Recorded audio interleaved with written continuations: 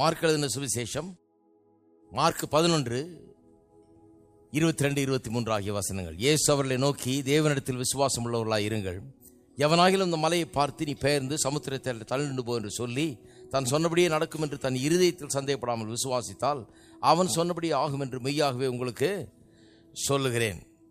இந்த வசனத்தை கடந்த பல வாரங்களாக படித்து வருகிறோம். இயேசுவினுடைய போதனைகளில் மிகவும் முக்கியமான ஒரு பகுதி இது.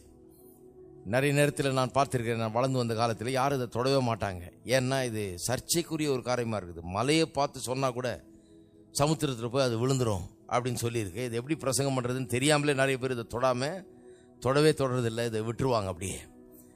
ஆனால் பல வருஷங்களுக்கு முன்பதாக ஒருவர் இதை போதிக்க கேட்டு இதன் காரியங்களை நான் விளங்கி கொண்டேன். தேவன் இங்கே விசுவாசத்தை குறித்து அவருடைய சீஷர்களுக்கு போதித்து கொண்டிருக்கிறார். இயேசு மாம்சத்தில் வெளிப்பட்ட தேவன். அவர் இந்த உலகத்தில் 2000 வருஷத்துக்கு முன்பதாக மனுஷனாய் வந்து பல காரியங்களை அவர் காண்பித்தார். கடவுள் யாருன்னு காண்பித்தார். ஆனால் அவர் காண்பிக்க வந்தது கடவுள் யார் என்பதை மட்டுமல்ல, மனுஷன் யார் என்பதையும் காண்பிக்க தான் அவர் உலகத்துக்கு வந்தார். ரொம்ப முக்கியமான ஒரு காரியம். Christianity is not only a revelation of God, it is a revelation concerning man. கிறிஸ்தவம் என்கிறது கடவுளை குறித்த வெளிப்பாடு மட்டுமல்ல, மனிதனை குறித்த வெளிப்பாடும் கூட. இது ரொம்ப முக்கியம். அதனால தான் மாம்ச ரூபம் எடுத்து மாம்சம் எலும்பும் ரத்தம் உள்ளவராய் ஒரு பெண்ணின் வயிற்றிலே பிறந்து இந்த உலகத்திலே அவர் வந்தார். ஏனென்று சொன்னால், ஒரு மனுஷனை பார்க்கணும். நம்ம மனுஷன்னா இப்படிதான் அப்படின்னு தெரிந்து கொள்ள வேண்டும். மனுஷனுக்குரிய அதிகாரம் என்ன என்பதை புரிந்து கொள்ள வேண்டும். மனுஷன் எப்படி வல்லமை உள்ளவன், எப்படி அதிகாரம் உள்ளவன், எப்படி வெற்றியாய் அவன் வாழ முடியும் என்பதெல்லாம் இவரை பார்த்து தான் புரிந்து கொள்ள முடியும். அப்போ மனுஷனை குறித்த ஒரு வெளிப்பாட்டையும் இவர் தர்றார். கடவுள் யாருன்னு மட்டும் இல்லை, மனுஷன் யார் என்பதையும் அவர் காண்பிக்கிறார். அப்போ சீஷர்களுக்கு சொல்றாரு, அத்திமரத்தை பார்த்து சொன்னாரு, இனி ஒரு காலம் ஒருவன் ஒன்றிடத்தில் கனி புசியாது இருக்க கடவன். அடுத்த நாள் 24 மணி நேரத்தில் அது வேரோடு பட்டு போயிட்டு சீஷர்கள் ஆச்சரியப்பட்டு சொல்லும்போது சொல்றாரு, தேவனுடைய விசுவாசத்தை உடையவர்களாக இருங்கள். அதுதான் சொல்லிட்டு இருக்கோம். தேவனுடைய விசுவாசம், அதை பற்றி தான் போதித்துட்டு இருக்கிறோம். என்ன போல விசுவாசத்தை உடையவர்களாக இருங்கள். ஏன்னா நான் உலகத்தையெல்லாம் விசுவாசத்தினாலே வார்த்தையை கொண்டு உண்டாக்கினேன். என்ன போல விசுவாசத்தை உடையவர்களாக இருங்க. இதை கற்றுக்குங்க. இந்த விசுவாசத்தை கற்றுக்கொள்ளுங்கள், இந்த விசுவாசத்தை பெற்றுக்கொள்ளுங்கள். ஏனென்றால் என்ன போல விசுவாசம் உங்களுக்கு இருந்ததுன்னா, மரம் என்ன மலையை பார்த்து சொன்னால் கூட, யாராக இருந்தாலும் சரி, நீங்கள் எவராக இருந்தாலும் மலையை பார்த்து சொன்னால் கூட இருதயத்தில் சந்தேகப்படாமல் சொன்னபடியே நடக்கும் என்று விசுவாசித்து சொன்னால் அது அப்படியே ஆகும், சொன்னபடியே ஆகும் என்று அவர் சொல்லுகிறார். இந்த தேவனுடைய விசுவாசத்தின் பல்வேறு தன்மைகளை குறித்து, பண்புகளை குறித்து பல வாரங்களாக நாம் போதித்து வருகிறோம். பல்வேறு காரியங்களை விவரமாக போதித்தேன். அதில் இப்பொழுது நம்முடைய வார்த்தைகள் எவ்வளவு முக்கியம் என்பது குறித்து போதித்து வருகிறேன். தேவனுடைய விசுவாசம் இயங்க வேண்டும் என்று சொன்னால், செயல்பட வேண்டும் என்று சொன்னால், உங்க வார்த்தை தான் அந்த விசுவாசத்தை கட்டவிழ்க்கிறது. Your words release this God kind of faith. தேவனுடைய விசுவாசம் உங்கள் உள்ளத்தில் இருக்கலாம், ஆனால் இதை கட்டவிழ்க்கிறதுக்கு உங்களுடைய வார்த்தைகள் தேவை. இந்த உங்களுடைய வார்த்தை என்கிற தலைப்பில் இப்போ கொஞ்ச நாளாக போதித்து வருகிறேன். நிறைய காரியங்களை நாம் எடுத்து காண்பித்தேன். அதில் முக்கியமான ஒரு பகுதி யாக்கோபு 3ஆம் அதிகாரம். அதை பல முறை பல காரியங்களில் போதித்து இருக்கிறோம். ஆனால் அதனுடைய சாராம்சம் என்னன்னு பார்த்தீங்கன்னா, நாம் பேசுகிற ஒவ்வொரு வார்த்தையும் ரொம்ப முக்கியம் என்கிறது தான் அந்த அதிகாரத்தின் ஒட்டுமொத்த சாராம்சம். நாம் பேசுகிற ஒவ்வொரு வார்த்தையும் ஒன்று அது சிருஷ்டிக்கிறது அல்லது அழிக்கிறது, ஒன்று அது கட்டுகிறது அல்லது பிடுங்கி போடுகிறது, ஒன்று அது சுகமளிக்கிறது அல்லது வியாதியை கொண்டு வருகிறது, ஒன்று நிறைவை கொண்டு வருகிறது அல்லது குறைவை கொண்டு வருகிறது, ஒன்று ஜீவனை கொண்டு வருகிறது அல்லது மரணத்தை கொண்டு வருகிறது. இவ்வளவு சீரியஸ் நம்முடைய வார்த்தைகள். நம்முடைய வார்த்தைகள் ஜீவனை கொண்டு வருது அல்லது மரணத்தை கொண்டு வருது, செழிப்பை கொண்டு வருது அல்லது தரித்திரத்தை கொண்டு வருது, சுகத்தை கொண்டு வருது அல்லது சுகவீனத்தை கொண்டு வருது, கட்டுகிறது அல்லது இடிக்கிறது, சிருஷ்டிக்கிறது அல்லது அழிக்கிறது. இதுதான் மனுஷனுடைய வார்த்தையில் அவ்வளவு பெரிய வல்லமை. இதைத்தான் ஒட்டுமொத்தமாக 18ஆம் அதிகாரத்தில் நீதிமொழிகளில் இப்படி சொல்லிட்டாங்க. ஜீவனும் மரணமும் நாவின் அதிகாரத்திலே. நம்ப முடியல சிலருக்கு, அது இங்கேயா இருக்குது அப்படின்னு. நிறைய பேர் நினைச்சிட்டு இருக்காங்க அது கத்தர் கையில் இருக்குதுன்னு. நான் பழைக்கிறேன்னா சாகரானான்றது கத்தர் கையில் இருக்குதுன்னு நினைக்கிறாங்க. கத்தர் சொல்றார், உன்னுடைய நாவின் அதிகாரத்தில் அது இருக்கிறது. நல்லா இருப்போமா நல்லா இல்லையா, அது கத்தர் கையில் இருக்குதுன்னா. இல்லை, ரொம்ப நாளாக கத்தர் கையில் இல்லை. அது கத்தர் சொல்றாரு, அது உன் நாவில் இருக்கிறது, உன்னை அப்படி நான் உண்டாக்கிட்டேன். இதுதான் இந்த வசனத்தின் ரொம்ப முக்கியமான இந்த சத்தியத்தின் மிக முக்கியமான ஒரு காரியம். என்னுடைய ஒவ்வொரு வார்த்தைகளும் முக்கியம். எல்லாரும் சொல்லுவோம், என்னுடைய ஒவ்வொரு வார்த்தைகளும் முக்கியம் வாய்ந்தவைகள். நம்முடைய வார்த்தைகள் எவ்வளவு முக்கியம், எவ்வளவு மேன்மை உள்ளவர்கள், எவ்வளவு அதிகாரம் நிறைந்தவை என்பதை நாம் புரிந்து கொண்டால் மட்டுமே கடவுளுடைய வார்த்தை எவ்வளவு மேன்மையும் அதிகாரமும் வல்லமையும் உள்ளதா இருக்கிறது என்பதை புரிந்து கொள்ள முடியும். கடவுளுடைய வார்த்தை அப்படி இருக்குதுன்னு நிறைய போதிக்கிறாங்க. நான் படித்ததெல்லாம் அதை தான் படித்தேன் பாருங்க. கடவுளுடைய வார்த்தை அது எவ்வளவு மகிமை உள்ளது, மேன்மை உள்ளது. ஆனால் எனக்கு அது கொஞ்சம் தான் இறங்குச்சு, சரியா இறங்கல. என்னைக்கு இதை படிக்க ஆரம்பிச்சேனோ, என்னுடைய வார்த்தை ஒவ்வொரு வார்த்தையும் ரொம்ப விசேஷமா எண்ணப்படுகிறது. ஒவ்வொரு வார்த்தையும் இந்த மாதிரி சிருஷ்டிக்கிறது, அழிக்கிறது, கட்டுகிறது, உடைக்கிறது, சுகமாக்குகிறது அல்லது வியாதி கொண்டு வருகிறது, தரித்திரமாக்குகிறது அல்லது செழிப்பை கொண்டு வருகிறது, ஜீவனை கொடுக்கிறது அல்லது மரணத்தை கொடுக்கிறது அப்படின்னு அந்த விதத்தில் நான் புரிந்து கொள்கிற வரைக்கும் கடவுளுடைய வார்த்தையினுடைய மேன்மையை என்னால் புரிந்து கொள்ளவே முடியல. இப்போ எனக்கு கடவுளுடைய வார்த்தை எப்படி இருக்குன்னு எனக்கு விளங்குது. ஏன்னா என்னுடைய வார்த்தை எப்படிப்பட்டது என்பதை நான் விளங்கிக் கொண்டேன். இருக்கீங்களா? நல்லா அதை யோசித்து பாருங்க. இதை போட்டு மெல்லணும், இதை போட்டு அசை போடணும், நல்லா யோசித்து பார்க்க வேண்டும். அப்ப வேத வசனத்தின் போதனை இல்லாமல் இந்த டைரக்ஷன்ல தான் போயிட்டு இருக்கு பாருங்க. மனுஷனை கடவுள் அப்படி உண்டாக்கிட்டார், சொல்லி சொல்லி உண்டாக்குனார் உலகத்தை. அப்படியே உண்டாக்கிட்டே இந்த 1ஆம் அதிகாரத்தை பாருங்க. சொல்லி சொல்லி உண்டாக்குறாரு. உண்டாக்கிட்டே வந்தவர் நமது சாயலின்படியும் நமது ரூபத்தின்படியும் மனுஷனை. அப்பனா என்ன அர்த்தம்? இப்படி சொல்றேன் நான், சொல்லி சொல்லியே உண்டாக்குனவர் திடீர்னு என்ன சொல்றாரு? நம்மள மாதிரியே சொல்லி சொல்லி உண்டாக்கக்கூடியவனாய் மனுஷனை உண்டாக்குவோமாக. அதான் அதனுடைய அர்த்தம். நாம எப்படியோ அப்படியே அவனை உண்டாக்கிடுவோம். நாம சொல்லி சொல்லி உண்டாக்கணும், அதுபோல அவனும் சொல்லி சொல்லி உண்டாக்குகிறவனாக உண்டாக்கிடுவோம் தான் உண்டாக்குனார். ஆக மனுஷன் ஆரம்பத்திலிருந்தே இந்த நாவிலே வல்லமை படைத்தவனாக அவன் இருக்கிறான். அவனுடைய பலன் எல்லாம் இங்கே வச்சிட்டார் கடவுள், நாவிலே வைத்திருக்கிறார். இது வேத வசனத்தின் சத்தியமா இருக்கிறது. அதனால தான் பாருங்க, இது அநேக நேரத்தில் தப்பாகவும் பயன்படுத்தப்படுகிறது. திருப்போம் ஆதியாகமம் 11ஆம் அதிகாரத்துக்கு. ஆதியாகமம் 11ஆம் அதிகாரம் 1ஆம் வசனத்தில் வாசிக்கிறேன். பூமி எங்கும் ஒரே பாஷையும் ஒரே விதமான பேச்சும் இருந்தது. ஜனங்கள் எல்லாம் சொல்லுங்க, ஒரே பாஷையும் ஒரே விதமான பேச்சு. இன்னைக்கு பாருங்க எத்தனை குழப்பம்னு. ஒரே பாஷையும் ஒரே பேச்சு இருந்ததுன்னா இன்னைக்கு எவ்வளோ வேலை செஞ்சு முடிச்சிடலாம் கடகடன்னு. ஒரு பெரிய அட்வான்டேஜ். ஒரே பாஷையும் ஒரே விதமான பேச்சும் இருந்தது. ஜனங்கள் கிழக்கே இருந்து பிரயாணம் பண்ணுகையில் சினையார் தேசத்திலே சமபூமியை கண்டு அங்கே குடியிருந்தார்கள். அப்பொழுது அவர்கள், நாம் செங்கல் அறுத்து அதை நன்றாய் சுடுவோம் வாருங்கள் என்று ஒருவரோடு பேசிக் கொண்டார்கள். கல்லுக்கு பதிலாக செங்கலும் சாந்துக்கு பதிலாக நிலக்கீலும் அவர்களுக்கு இருந்தது. பின்னும் அவர்கள், நாம் பூமியின் மீதெங்கும் சிதறி போகாதபடிக்கு நமக்கு ஒரு நகரத்தையும் வானத்தையும் அளாவும் சிகரமுள்ள ஒரு கோபுரத்தையும் கட்டி நமக்கு பேர் உண்டாக பண்ணுவோம் வாருங்கள் என்று சொல்லிக் கொண்டார்கள். மனுபுத்திரர் கட்டுகிற நகரத்தையும் கோபுரத்தையும் பார்க்கிறதுக்கு கர்த்தர் இறங்கினார். அப்பொழுது கர்த்தர், இதோ ஜனங்கள் ஒரே கூட்டமாக இருக்கிறார்கள், அவர்கள் அனைவருக்கும் ஒரே பாஷையும் இருக்கிறது. ஒரே கூட்டம், ஒரே பாஷை. பெரிய அட்வான்டேஜ் பாருங்க. அவர்கள் இதை செய்ய தொடங்கினார்கள். இப்பொழுதும் தாங்கள் செய்ய நினைத்தது ஒன்றும் தடைபட மாட்டாது. Look at the role language plays in man's achievement. மனுஷன் செய்ய நினைக்கிறத வெற்றிகரமாக செய்து முடிக்கிறதுல மொழிக்கு, பாஷைக்கு எவ்வளவு பெரிய முக்கியத்துவம் கொடுக்கப்பட்டிருக்கிறது, பேச்சுக்கு எவ்வளவு பெரிய முக்கியத்துவம் கொடுக்கப்பட்டிருக்குதுன்னு பாருங்க. ஒரே பேச்சா இருக்குது. ஆகவே ஒன்று கூட்டிட்டாங்க, ஒரே பேச்சை பேசுறாங்க. ஒரே பேச்சுன்னு சொன்னா வெறும் பாஷை மட்டும் இல்லை. இப்போ தமிழ்னா எல்லாம் தமிழ் பேசினாங்க அப்படின்னு இல்லை. ஒரே பேச்சு, ஒரே பாஷையும் ஒரே விதமான பேச்சு. எல்லாம் சொல்லுவோம், ஒரே பாஷையும் ஒரே விதமான பேச்சு. ஒரு பாஷை இருக்கும் ஒரு வீட்டில், ஆனால் 4 விதமான பேச்சு இருக்கும். ஏன்னா 4 பேர் இருக்கிறாங்க. அது வேற, அது குழப்பம். ஒரு பாஷை தான், ஆனால் 4 விதமான பேச்சு. அந்த ஒரு பாஷையை வச்சு 4 விதமா, ஏன்னா அவங்களுக்குள்ள ஒத்துமை கிடையாது. ஆனால் இந்த ஜனங்கள்ட்ட என்னன்னா ஒரே பாஷை, ஒரே விதமான பேச்சு, ஒரே காரியத்தை அவர்கள் பேசுகிறார்கள். இது ஒரு பெரிய அட்வான்டேஜ் பாருங்க. அவங்க ஒரு நகரத்தை கட்ட பார்க்குறாங்க. இதனுடைய காரண காரியங்களுக்குள்ள போறதுக்கு நேரம் இல்லை இன்னைக்கு. ஆனால் அது கர்த்தருக்கு பிரியமில்லாத ஒரு காரியம். பிரியமில்லாத ஒன்றை அவர்கள் செய்ய நினைக்கிறார்கள். கர்த்தரை விட்டு தூரமாய் போகிறதுக்கு ஏதுவாக இருக்கிற சில காரியங்களை செய்ய ஆரம்பிக்கிறார்கள். அது கர்த்தருக்கு பிடிக்கல. அப்பொழுது கர்த்தர் 6ஆம் வசனம், இதோ ஜனங்கள் ஒரே கூட்டமாக இருக்கிறார்கள், அவர்கள் அனைவருக்கும் ஒரே பாஷையும் இருக்கிறது.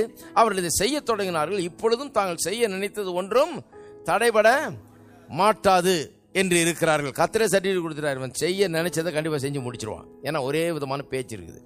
இப்போ பாருங்க, நாம் இறங்கி போய் ஒருவர் பேசுவதை மற்றவர் அறியாதபடிக்கு அவர் பாஷையை தாறுமாறாக்குவோம் என்றார். பாருங்க, அதை கர்த்தர் தடுத்து நிறுத்த வேண்டியதா போச்சு. எப்படி, எதுல கை வைக்கிறார் பாருங்க. முதல்ல பாஷையில தான் தாறுமாறாக்குவோம் என்று சொல்றாரு. அவருடைய பாஷையை தாறுமாறாக்குவோம். இது ஆங்கிலத்தில் எப்படி வருது? கன்ஃபவுண்ட் தேர் லாங்குவேஜ் அப்படின்னு வருது. கன்ஃபவுண்ட் என்கிற வார்த்தை, இந்த கன்ஃபவுண்ட் என்கிற வார்த்தை அது தாறுமாறாக்குகிறது என்கிற வார்த்தை எபிரேய மொழியிலிருந்து இங்கே தமிழுக்கும் ஆங்கிலத்துக்கும் மொழிபெயர்க்கப்பட்டிருக்கிறது. கன்ஃபவுண்ட் ஆங்கிலத்திலையும் தமிழில் தாறுமாறாக்குகிறது என்றும் மொழிபெயர்க்கப்பட்டிருக்கிறது. ஆனால் அந்த கன்ஃபவுண்ட் என்கிற வார்த்தையை பார்க்க போனீங்கன்னா, அர்த்தத்தை பார்க்க போனீங்கன்னா எபிரேய மொழியிலிருந்து ஒரு அர்த்தம் என்னன்னா ஃபாடர் என்ற அர்த்தம் இருக்குது. ஃபாடர்னா எத்தனை பேருக்கு வழங்குதுன்னு தெரியல. இந்த ஆடு மாடுகளுக்கெல்லாம் தீவனம் உண்டாக்குறாங்க இல்லையா, இந்த தீவனத்தில் பார்த்தீங்கன்னா அதுக்கு நல்ல சத்துள்ள சில காரியங்களை கொடுக்குறாங்க. அதை விலை கொடுத்து வாங்கி இது பண்ணுறாங்க. ஆனால் எல்லாமே சத்துள்ளதாக கொடுக்கறது இல்லை. சத்துள்ளதை கொஞ்சம் போடுறாங்க, ஆனால் அதை நிறைய மற்ற ஒன்றும் இல்லாததோட கலக்குறாங்க. ஏன்னா பல்க் ரொம்ப அவசியம், நிறைய சாப்பிடணும். அதுக்கு இவ்வளோ பெரிய வயிறு பாருங்க, அதுக்கு மாட்டுக்கு இவ்வளோ பெரிய வயிறு. அதனால இந்த சாப்பிட்டு போன இவ்வளோண்டு கொடுத்தா அதுக்கு வயிறே நிரம்பாது பாருங்க. அதனால இந்த சத்துள்ள உணவை எடுத்து நல்லா உயர்ந்த விலை கொடுத்து வாங்கி அதை எடுத்து அதை போட்டு வேற ஒன்றும் இல்லாததோட கலக்குறாங்க. வைக்க புல் அது இதுன்னு போட்டு எல்லாத்தோட கலக்குறாங்க பாருங்க. கலந்து அதுக்கு நிறைய சாப்பாடு இருக்க மாதிரி இருக்கு. பெரிய ஒரு இதில் போட்டு கொடுத்தா அது நினச்சிது, அடே அப்பா என்ன அருமையான சாப்பாடுன்னு சொல்லிட்டா. அதில் பல்க்கு, அந்த மொத்தத்தை பார்த்தீங்கன்னா அதில் கொஞ்சம் தான் சத்துள்ள உணவு, மீதியெல்லாம் என்ன வெறும் வெத்து, ஒன்றும் இல்லாத விஷயங்கள். ஒரு பல்கை உண்டாக்குறதுக்கு அது நிறைய இருக்கிற மாதிரி அதுக்கு ஒரு இதை ஏற்படுத்துறதுக்காக இந்த ஃபாடர்ங்கிறது அப்படிப்பட்ட ஒரு காரியம். இப்படி மிக்ஸ் பண்ணுறது தான் ஃபாடர்ன்றாங்க. அப்போ பாஷையை ஃபாடர் பண்ணாருன்னா என்ன ஆக்கிட்டாராம், நல்ல பேச்சு வந்து ரொம்ப கிளியரா இருந்தது பாருங்க. முதல்ல ஆரம்பத்தில் கர்த்தர் மனுஷனை உண்டாக்குன போது கர்த்தரை போலவே மனுஷன் பேசக்கூடியவனா இருந்தான். கரெக்டா எஸ்னா எஸ், நோனா நோ, சொன்னா சொன்னபடி ஆகும் என்ற அளவுக்கு பேசக்கூடியவனா இருந்தான். இந்த பாபேல் கோபுரத்தை கட்ட வந்த போது அவனை தடுத்து நிறுத்துறதுக்காக பாஷையை தாறுமாறாக்கின போது இந்த பாஷைக்குள்ள என்ன ஆயிடுச்சு, நிறைய பல்க் நுழைஞ்சிருச்சு. இப்ப மனுஷன் பேசினா நிறைய காத்து தான், நிறைய அதுல ஒண்ணு இல்லாத விஷயங்களை போட்டு கலந்து இருக்குது. அதனால மனுஷன் பேசும்போது அவனுடைய வார்த்தைகள் சிக்கனமானதாக கரெக்டா சரியா பேசக்கூடிய வார்த்தைகளாக இல்ல, தாறுமாறா அவன் பேசுகிறான். கண்டதும் கலந்து கிடக்குது. இதுல கொஞ்சம் தான் விஷயம் இருக்குது, ஆனா நிறைய பல்க் இருக்குது. கொஞ்சம் தான் அதுல சத்து இருக்குது, கொஞ்சம் தான் அதுல பக்தி விருத்தி இருக்குது, கொஞ்சம் தான் அது கட்டக்கூடிய சக்தி இருக்குது, கொஞ்சம் தான் சுகமளிக்கக்கூடிய சக்தி இருக்குது அதுல. ஆனா நிறைய வந்து ஒன்றும் இல்லாத காரியங்கள் அதுல கலந்து இருக்குது. மாட்டு தீவனம் மாதிரி போட்டு நிறைய போட்டு கலந்து அதுல கொஞ்சோண்டு தான் விஷயமே இருக்குது, மீதியெல்லாம் ஒண்ணும் கிடையாது, வயிற்ற நிரப்புற காரியம். இப்படி மனுஷனுடைய வாய் இதனால நிறைந்திருக்கிறது. அப்ப அவனுடைய அச்சீவ்மெண்ட்டே, அவன் அந்த பெரிய கோபுரத்தை கட்டி அதை பண்ணணும் இதை பண்ணணும் நினைக்கிறது வந்து இந்த ஃபாடர் ஆக்குனதுனால, இப்படி போட்டு கலந்து விட்டதுனால, பாஷையை தாறுமாறாக்குனதுனால அப்பேற்பட்ட பெரிய காரியங்களை அவன் சாதிக்க முடியாமற் போய்விட்டது. நல்லா கவனிக்கிறீங்களா? அதனாலதான் வேதம் முழுவதும் பாருங்க, விழுந்து போன மனுஷனுடைய ஒரு காரியம் இது. பாவத்தில் இருக்கிற மனுஷன் கடவுளுக்கு எதிராக தான் வேலை செய்ய துணிகிறான், கடவுளுக்கு எதிராக காரியங்களை செய்யறதுக்கு அவன் முற்படுகிறான். அதனால இப்படிப்பட்ட ஒரு நிலைமையை அவனுக்கு உண்டாகிறது. கடைசியில் பாருங்க பைபிள், அதனாலதான் பாருங்க நீதிமொழிகள் எல்லாம் பாத்தீங்கன்னா மனுஷனுடைய வார்த்தையை பற்றி ரொம்ப அதிகமா சொல்லியிருக்கு. அதனால தான் நீதிமொழிகள் பார்த்தோம் இல்லையா, விடுதலை எங்க இருக்குது, நாவல இருக்கிறது. சுகம் எங்க இருக்குது, நாவல இருக்கு. தரித்திரம் எப்படி வருது, நாவல பேசியே தான் வருது. இதெல்லாம் காமிச்சேன் இல்லையா. சுகம் எங்க இருந்து வருது, வார்த்தை தான், நாவு தான் ஔஷதம் போல இருக்குதுன்னு சொல்லி இருக்குது. ஜீவன் எங்க இருந்து உண்டாகிறது, நாவுல இருந்து உண்டாகிறது. இப்படி தாறுமாறாயிட்டதுனால, நிறைய பல்க் கலந்துட்டதுனால, அதுக்கப்புறம் வேத வசனம் நிறைய இந்த வார்த்தையை சுருக்க சொல்லி நிறைய போதிக்குது. கவனிக்காம பேசாத, கடகடன் பேசாத, பல்க் நிறைய விடாத, இந்த பல்கை கட்டுப்படுத்தி கரெக்டா திருப்பி என்ன பண்ணு, ஒரு ஆவிக்குரியவனா மாறின உடனே கர்த்தருடைய சித்தத்தை நிறைவேற்ற மாறுகிறவன் இப்போ அந்த பல்கெல்லாம் களைஞ்சு எடுத்துட்டு கரெக்டா நேரோ பண்ணணும். அந்த வார்த்தைகளை சிக்கனமானதாக ஆக்க வேண்டும். சரியான வார்த்தைகளை, கட்டுகிற வார்த்தைகளை மட்டுமே சிருஷ்டிக்கிற வார்த்தைகளை மட்டுமே, சுகமாக்குகிற வார்த்தைகளை மட்டுமே, செழிப்பாக்குகிற வார்த்தைகளை மட்டுமே, ஜீவனை கொடுக்கிற வார்த்தைகளை மட்டுமே அவன் பேச வேண்டும். மீதியெல்லாம் கட் பண்ணுன்றார். ஹலோ, இருக்கீங்களா? நீதிமொழிகளுடைய ஒட்டுமொத்த சாராம்சம் என்னன்னா, மீதியெல்லாம் கட் பண்ண, அந்த மிக்ஸில் இருக்கிற அந்த பல்கெல்லாம் தூக்கி எறின்றாரு. கரெக்டா சத்துள்ளதை மட்டும் பேசு, நல்ல விஷயங்களை மட்டும் பேசு என்று சொல்லி வேதவசனம் அப்படியாக நமக்கு போதிக்கிறது. புதிய ஏற்பாட்டில் கூட பாருங்க, அதுதான் போதனை. புதிய ஏற்பாடு முழுக்க பாருங்க, அதுதான் போதனை. யாக்கோபு 3 அதுக்கு ஒரு பெரிய உதாரணமா இருக்குது. யாக்கோபு 3ஆம் அதிகாரத்தில் யாக்கோபு அதுதான் சொல்றார். முதல் வசனத்திலிருந்து கடைசி வசனம் வரைக்கும் அதுதான். முதல் வசனம் எப்படி ஆரம்பிக்கிறது? நிறைய பேர் போதகரா இருக்கணும்னு ஆசைப்படுறாங்களாம். சொல்றாரு, நீங்கள் அதிக ஆக்கினை அடைவீர்கள் என்று எண்ணி உங்கள் அநேகர் போதகராய் இராதிருங்கள். அது கூட வார்த்தையை பற்றி தான். ஏன்னா போதகர் வார்த்தை தான் அவருக்கு பெரிய இது. தப்பான வார்த்தையை பேசுறாலும் போதகர் ஆக வேணான்றாரு. ஏன்னா வார்த்தையை கொண்டு ஜனங்களுடைய வாழ்க்கையை கட்டக்கூடியவனா இருந்தா போதகராக, இல்லைன்னா ஆகாதுன்றார். நான் ஒரு மீட்டிங் போயிருந்தேன் பாருங்க, ஒருத்தர் சொல்றாரு, உன்னுடைய பை எங்க கேட்கிறாரு. ஊழியக்காரர்லாம் வந்திருக்கிறாங்க. அவர் கிட்டத்தட்ட ஆயிரக்கணக்கான பேருக்கு ஊழியக்காரர்களுக்கு உதவி செய்யறாரு பாருங்க, ஊழியம் செய்யறதுக்கு. அது சொல்றாரு, நிறைய ஊழியக்காரர்கள் தேவை. இந்த ஊழியக்காரர்கள் தேவையா இருக்கிறப்ப நிறைய பேர் நான் எடுக்கிறேன், வாங்க உங்களை எல்லாம் ஊழியத்துக்கு அனுப்புறேன், உங்களுக்கு உதவி செய்யறேன், பண உதவி செய்யறேன். என்ன தேவை உங்களுக்கு? ஒன்றும் தேவையில்லை, ஒரு பை இருந்தா போதும் சொல்றாரு. எனக்கு தூக்கி வாரி போட்டுச்சு. ஒரு பை இருந்தா போதும். அந்த பையுக்குள்ள ஒரு பைபிளும், அந்த பையுக்குள்ள கொஞ்சம் டிராக்டும் வச்சுக்கிட்டு நீ போக தயாரா இருந்தா நான் உதவி செய்யறேன்றாரு. இவங்க பையுக்குள்ள இருக்கிற பைபிளையும் டிராக்டையும் மட்டும் பேசினா பரவாயில்லையே, ஒன்றும் தெரியாம இவங்க போய் கண்டதையும் பேசி உள்ளதையும் கெடுத்துருவாங்க. அதனால தான் வேதம் சொல்லுது வராதிங்கன்றார். நிறைய பேர் போதகர் ஆகாதிருங்க. முதல்ல வார்த்தையை பற்றி கத்துக்க, உன்னுடைய வார்த்தையை பற்றி கற்றுக்க. உன்னுடைய வார்த்தை எப்படி கட்ட வேண்டும் ஜனங்களுடைய வாழ்க்கையை, உன்னுடைய வார்த்தை எப்படி சுகமாக்க வேண்டும், உன்னுடைய வார்த்தை எப்படி சிருஷ்டிக்க வேண்டும், உன்னுடைய வார்த்தை எப்படி செழிப்பை உண்டாக்க வேண்டும், உன்னுடைய வார்த்தை எப்படி விசுவாசத்தை ஊட்டக்கூடிய வார்த்தையா இருக்கணும் புரிஞ்சுக்கிட்டா அப்புறம் ஊழியத்துக்கு வாழ்றார். ஏன்னா ஒருவன் சொல் தவறாதவனானால் பூரண புருஷனாய் அவன் இருக்கா. எதுல தவறினாலும் சரி சொல்லல மட்டும் தவறக்கூடாது, வாய் கரெக்டா இருக்கணுங்கிறார். இதுதான் அந்த அதிகாரத்துடைய போதனையே. கப்பலை பாருங்க, சிறிய சுக்கானால் திருப்பப்படுகிறது, சிறிய நெருப்பு பெரிய காட்டை கொளுத்துகிறது. சிறிய நெருப்பு, ஒரு மேட்ச் இருந்ததுன்னா அதை எடுத்து பற்ற வச்சு பாருங்க. அந்த மேட்சை பற்ற வச்சோன்னா அது கொஞ்ச நேரத்தில் அணைஞ்சிருது இல்லையா? ஆனா அந்த மேட்சை பற்ற வச்சு ஒரு பெரிய குப்பையை மூட்டி அதில் போட்டு பாருங்க, அந்த நெருப்பு அணைவே அணையாது, அது பாட்டுக்கு எரிஞ்சுக்கிட்டே இருக்கும். இந்த மேட்ச் தீந்து எரிஞ்சு போன பிறகு அது என்ன பண்ணும்? கண்டினியூ பண்ணிக்கிட்டே இருக்கும். அப்படிப்பட்டதான் நாவு. இதெல்லாம் சொல்லி விளக்கிக்கிட்டே இருக்கிறாரு. நாவை பற்றி தான் அந்த முழு அதிகாரமும். மற்ற வசனங்களை வாசித்து காண்பிக்கிறேன் பாருங்க. புதிய ஏற்பாடு முழுவதும் தான். எபேசியர் 4ஆம் அதிகாரத்துக்கு திருப்போம். பாஷை தாறுமாறாயிடுச்சு. இப்ப போதனையெல்லாம் என்ன இருக்குது? தாறுமாறா இருக்கிற பாஷையை சரி பண்ணு. ஆவிக்குரிய ஜீவியம்னா என்ன? நாவை சரி பண்ணு, நாக்க சரி பண்ணு, சொல் தவறாதவனாயிரு. அந்த பல்கெல்லாம் கட் பண்ணு, பல்கை கட் பண்ணிட்டு கரெக்டா பேசுங்கிறது தான் ஆவிக்குரிய போதனை. 4ஆம் அதிகாரம் 29ஆம் வசனம். கெட்ட வார்த்தை ஒன்றும் உங்கள் வாயிலிருந்து புறப்பட வேண்டாம். கெட்ட வார்த்தைன்னா நீங்க நினைச்ச கூடாது இந்த ரோட்ல குடிகாரம் பேசுற வார்த்தைன்னு. நிறைய பேர் அதான் கெட்ட வார்த்தைன்னு நினைக்கிறேன். தமிழர்களுக்கு கெட்ட வார்த்தைன்னு சொன்னோன்னே ஐயோ நான் கெட்ட வார்த்தைலாம் பேசுறது இல்லைங்க அப்படின்றாங்க. ஆனா இன்னைக்கு காலையில் தான் என்ன சொன்னாங்க? என்னால ஒன்றும் முடியாதுங்க, அதுதான் கெட்ட வார்த்தை.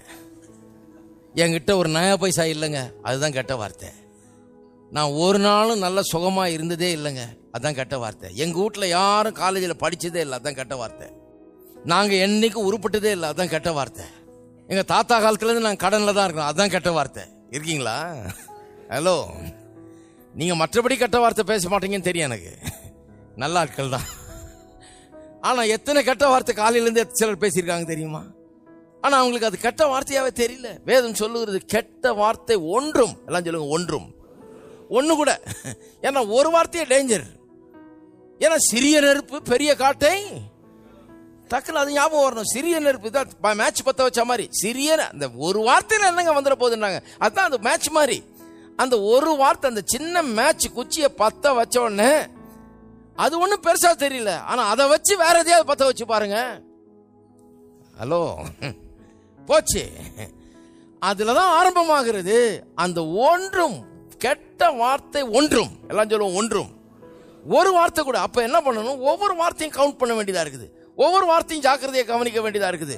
இது நிறைய பேருக்கு வழங்கல பாருங்க. ஒன்றும் உங்கள் வாயிலிருந்து புறப்பட வேண்டாம். சொன்ன இல்லையா, வார்த்தையெல்லாம் அம்பு மாதிரி இருக்குது.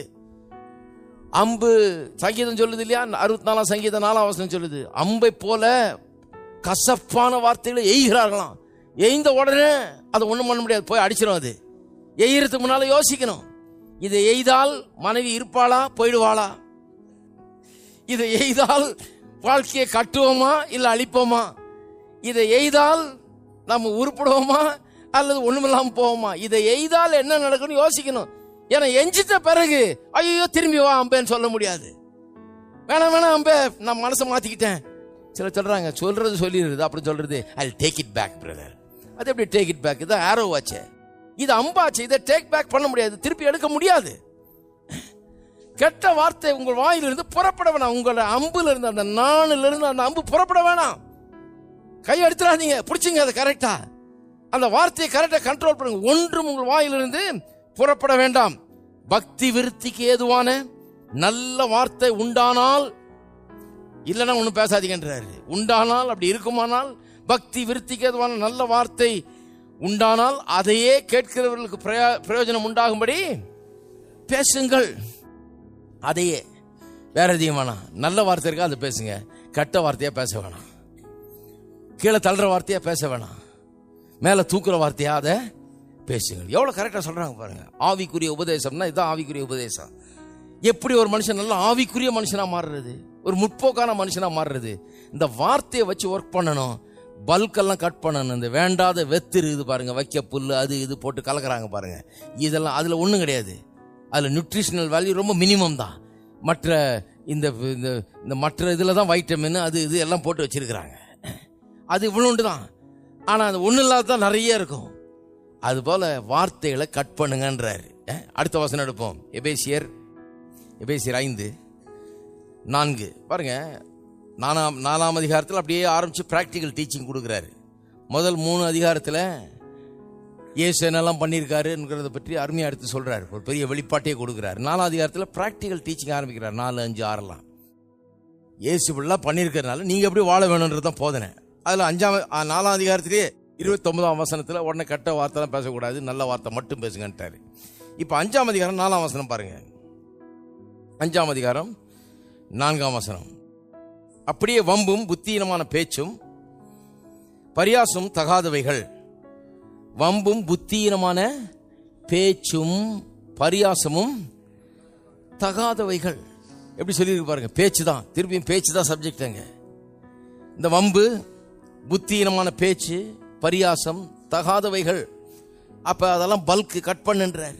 வேண்டாத பேச்சு, பில்ட் பண்ணாத பேச்சு, ஒரு சமாதானத்தை கொடுக்காத ஒரு பேச்சு, மற்றவர்களை கீழே தள்ளுகிற பேச்சு, மற்றவர்களுக்கு உருவ குத்துகிற பேச்சு, புண்படுத்துகிற பேச்சு, இதெல்லாம் கட் பண்ணிட்டு என்ன பண்ணு, சரியான பேச்ச பேசுன்றார். வம்பு பண்ற பேச்சு, புத்தியீனமான பேச்சு, பரியாசமாகிய பேச்சு, இதெல்லாம் தகாதவைகள். ஸ்தோத்திரம் செய்தலே தகும். வேற இந்த மாதிரி பேச முடியலன்னா பேசாம என்ன பண்ண சொல்றாரு, ஸ்தோத்திரம் செய்ய சொல்றாரு.